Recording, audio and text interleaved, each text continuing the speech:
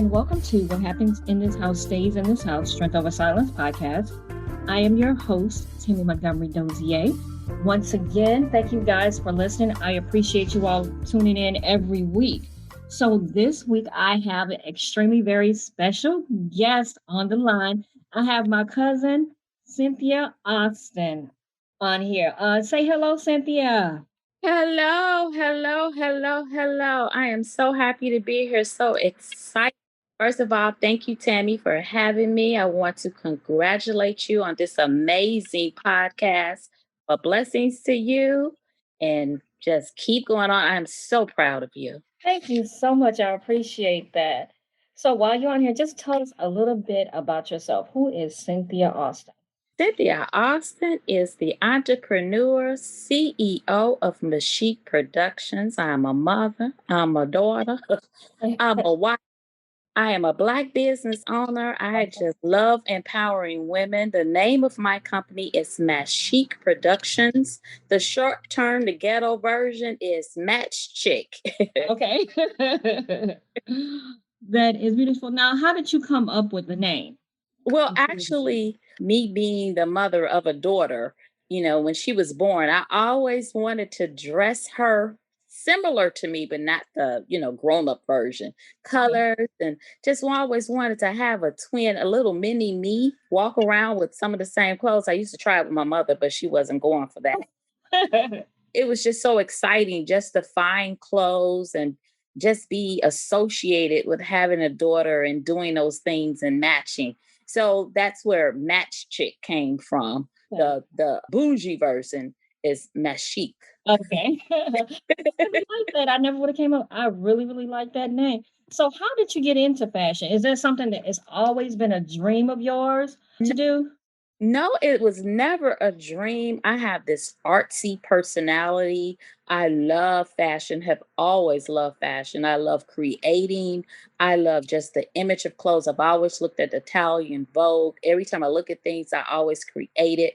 I mean, I was in the industry. I was a hairstylist for many years, but I also had dual employment, whereas I hold a bachelor's of science degree in accounting, and I was a financial analyst for years. And that was a career path that I chose because of my mother, because she wanted me to have a college degree opposed to doing things that I wanted to do. And I've always had this artsy personality, but I didn't pursue it because back then it was like the dream to own a home, be corporate, be professional. But I was like, I was in a box because following that career path, it never allowed me to be me. In that industry, corporate back then, it was dominated by men, white men, and they wore suits and drab colors. And I couldn't come in there with a red suit on or yellow because they wouldn't listen to what you were saying. They would always think of you as being underclassed or something like that. So I stayed with it because it generated, the things in life that I wanted, but I also made my mom happy. But on the inside, I wasn't. So, of course, taking those career paths and looking at the economy, I got laid off. And being laid off, it allowed me to pursue and continue. Instead of being a part-time stylist, I became a full-time stylist. And then that created the artsiness in me, allowed me to be creative, fashion, hairstyling, all of that is in the same industry. That all came hand in hand. So pretty much I always liked the corporate part with insurance and everything that came with it. So I became a college administrator. Upon being a college administrator, I really didn't like it, but I love the students.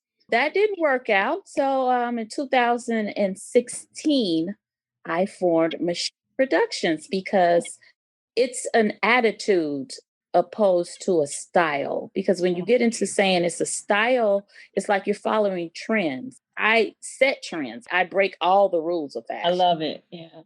So that's the whole inception. 2016, I came up, it was a t-shirt company first. I had taglines, respect my KNOW, which is respect my no, and respect my NO, respectively. And what does that mean? Well, actually, it came about having a daughter. She graduated college. She came home And I've always been mama bear, hands on. And I felt like, I've always had a say so in what she did and how she did it. And I always been Mhm. upfront and very vocal about what I thought. So she came home and, she said respectfully, she said, Mom, you need to learn how to be a mother to an adult child, to an Mm. adult. I was like, what? So then I thought about it, I said, she's right. So I said, wow, I got to respect her knowledge. That's when it came about respect my knowledge. I said, but in addition to me respecting her knowledge, she has to respect when I say no. Mm. So it was a pull, it was a push, but we got through it. So that's how I derived in 2016 selling t-shirts. It was successful. Upon putting those taglines on t-shirts, I did put them on clothing. And so after a year, she stated she no longer wanted to be a part of the business and she didn't want to be in that. She wanted to go her own way and do her own thing. I had to respect that. So I said, okay, that's fine. So I sat there. I was like, wow, I still can do the t-shirts, but it's something more to this. I said, come on, Jesus, what us gonna do? What us so I was sitting down looking at clothes in my closet because I always had a bunch of clothes because I won awards for best dress, high school, grammar Mhm. school. Just love that whole fashion clothing thing. So I was looking at clothes, so I just started painting. And then I was like, it became therapeutic for me. I started painting on clothing and praying over them and just creating. So I started wearing my own clothing. And, back then it wasn't much of a statement piece. It was just like Mhm. looked upon. It was new. And Mhm. people were like complimenting me and like, wow, how can I get that piece? I was like, oh, okay, we got something. So I went on, and every day I woke up, I was so excited. And it was just therapy for me and creating. And I never could do the same thing the same way. So that was makes it so unique. Yeah. And I was like, wow, these people are trying to copy. And then I never forget, I was at a vending event and a man told me, he said, why are you coloring on them good clothes? Started laughing. I was like, oh, wow. I said, it's art. It's wearable art. It's walking art. You're creating a statement. It's like you're dare to say a word, but yet be heard. Mm. So it spoke volumes. And I was just like, this is something. And I enjoyed it. And one thing led to the other. And here we are with Mashique Productions. And I say slash art because I bejewel things, I Mhm. create, and I upcycle. I do a little bit of everything that I've added to the brand. And you've gone further than that. Haven't you done something for like a movie production and stuff I like did. that? Yeah, and Yeah. entered theater. Reading, that was the most challenging part.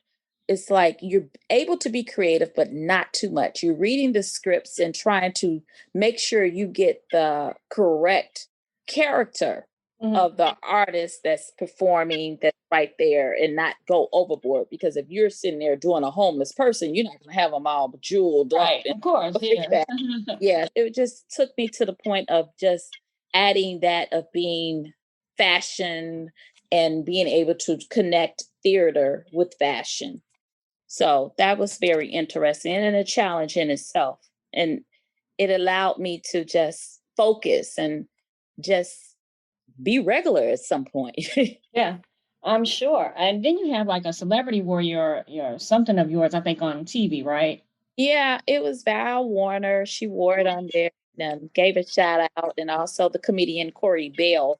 She's Okay. a very good customer as well. And then there's some that will remain, that want to remain anonymous. Okay. I appreciate that. And there's a lot of people, they just want to keep it to themselves and they walk in a room.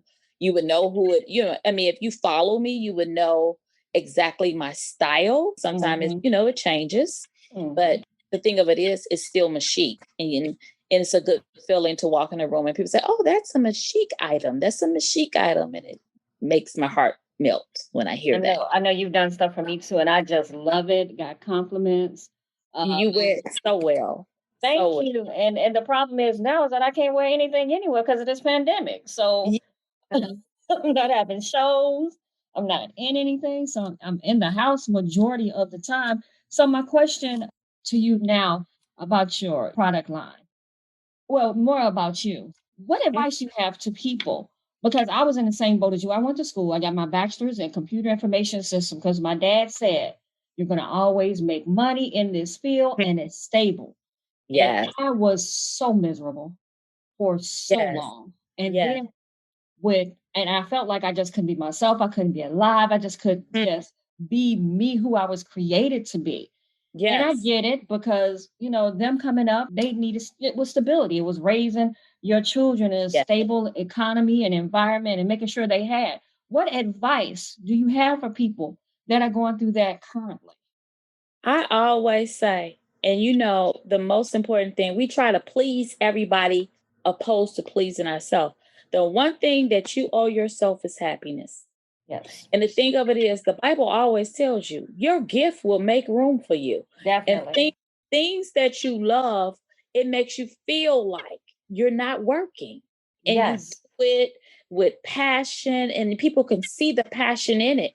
And it's just like that's what creates good health. Uh, uh Happiness, and the money always come when you actually, sometimes it's difficult to charge it, like I had so much fun doing it, but you have to separate it's it a from this. business. Yes. This is a business. Yes. So I say follow your dreams, make yourself happy, serve an audience of one. That's the most important Love thing, that. because when you start serving people, they're happy and you're not. And then you're stressed. Mm, You're just walking around, and then the thing comes about what I coulda, shoulda, woulda did. yes, And definitely. time waits for no one. Yes. So I say, follow what it is you do. Don't look at the money. Don't look Mhm, at the money. Look at whatever your gift is. Improve your craft. I'm an mhm. advocate of education, but the thing about it is choose the things that you want to do, not what's chosen for you. Exactly.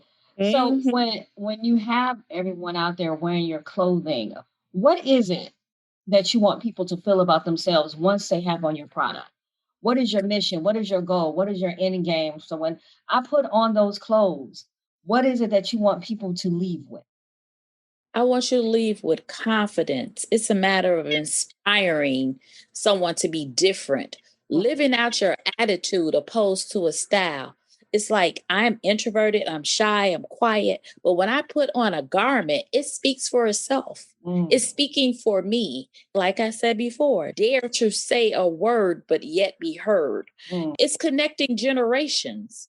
It's like fashion is a conversation piece, and if Yes. you're not a person to go to a person and say anything, they will come to you. And then the conversations begin. So in my line, that's my brand. It's like you put it on. I want you to be empowered. I mean, I understand it's not for everyone, but I want to believe it can be. But Yes. it's where you are in your life. I mean, because there are so many people, and you see so many kids just being clones. Everybody's looking like everybody. Yes, I'm like, definitely. no, be you. Find out who you are. Take this time to find out who you are. And guess what? Offer no apologies. Just Yes, wear it and be you. Because things that's understood don't have to be explained. that is true. That's the main thing. And most importantly, I like people to know I pray over these clothes. That's I beautiful. pray. And then the thing of it is, I like that person to person connection, because I like to be able to look at the person and see them and be able to create for them. And I always say a little bit of me and a lot of you, Mhm. because then it allows you to want it, to love it. And then I call these my babies. And it's like I want to make sure they're in a good home. Right. Yeah. I do understand that.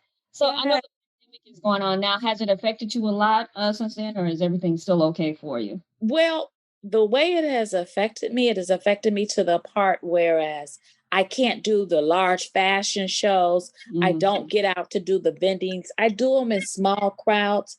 I do have a website, but Okay. it's so difficult to look at the website and look at the clothes and not have an idea of what it should look like. It's very difficult, like looking at my garment on a hanger, not unless you just have that creativity in you and you can just look at it and say, you know what, I know what I'm going to do with it. But I just like that personal person selling. I like to just be involved with the person, being able to talk and, just allowing them to know who I am and me know who I am. And I don't ever want to be too big that I don't have that type of communication with my customers. Okay. So if somebody wanted to get in contact with you, how would they? If they wanted to purchase your clothing or, just talk to you, how would they get in contact with you? I am on Instagram under Mashik Productions 1. I am also on Facebook under Mashik Productions. My phone number is there. Also, I can be reached at 708-580-2850.